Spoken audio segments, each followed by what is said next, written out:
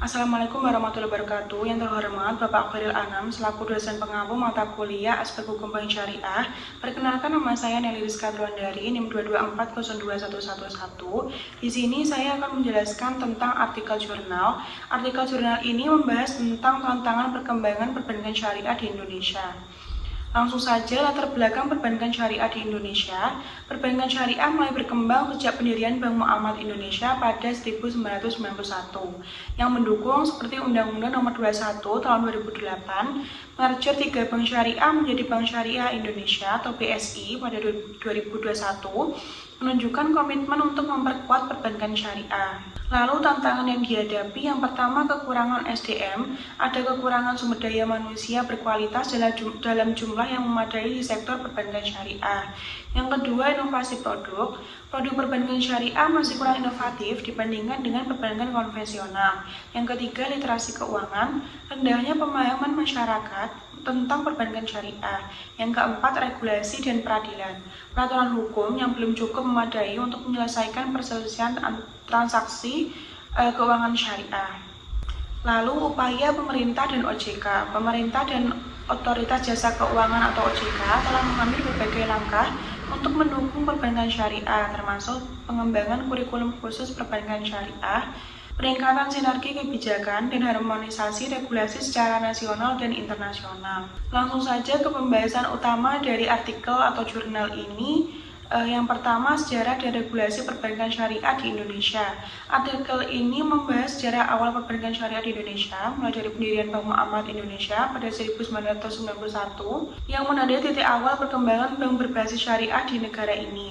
Dukungan regulasi dari pemerintah semakin memperkuat landasan hukum dan operasional perbankan syariah, termasuk Undang-Undang Nomor 7 Tahun 1992, yang kemudian diubah menjadi Undang-Undang Nomor 10 Tahun 1998. Yang kedua, faktor pendukung dan tantangan perkembangan perbankan syariah.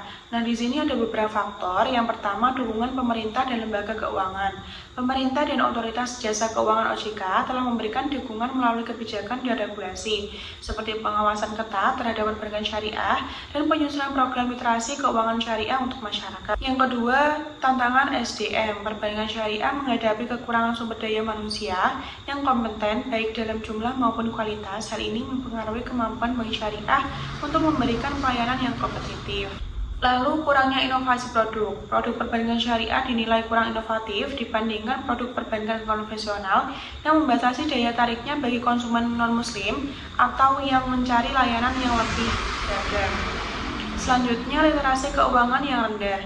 Tingkat literasi keuangan syariah di kalangan masyarakat masih rendah sehingga banyak yang belum memahami produk atau manfaat perbankan syariah. Peran OJK dan pemerintah dalam pengembangan perbankan syariah.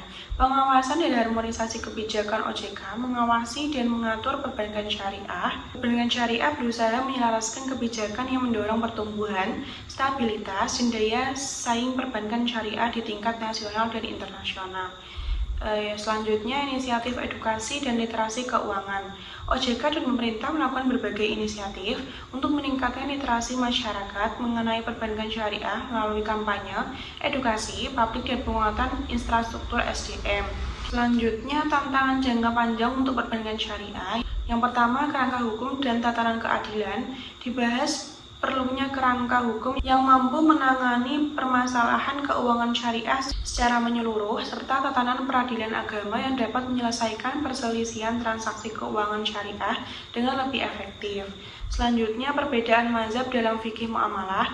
Adanya perbedaan interpretasi fikih dalam hukum muamalah di berbagai negara yang dapat menimbulkan konflik atau perbedaan dalam standar produk perbankan syariah di tingkat global. Selanjutnya, referensi imbal hasil. Keuangan referensi standar bagi imbal hasil di perbankan syariah seringkali mengakibatkan penggunaan tolak ukur suku bunga konvensional yang dianggap kurang adil dan dapat merusak citra perbankan syariah.